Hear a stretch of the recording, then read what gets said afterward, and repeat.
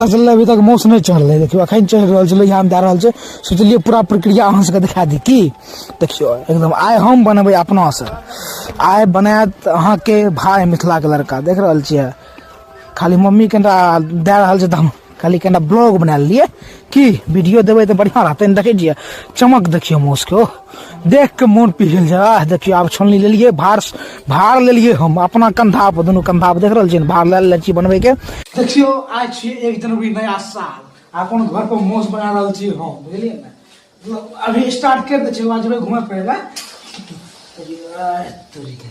Cameraman के नाम मौस फोकस करू, मौस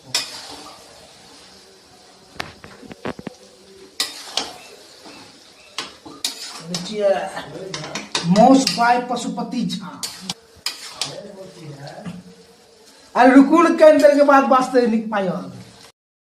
देख रहल छियै कते मेहनत से बना रहल छियै, एकदम सुंदर तो बन नहीं है, बाकी तो खाए काल टेस्ट अहाँ सबके बतेबे करब। देखे छियै कते मेहनत से कर रहल छियै। देखियो अहाँ सब पूरा ब्लॉग देखियो और अहाँ सब कमेंट करके बताबू अहाँ सब के अजका की जोगाड़ छै, ठीक छै।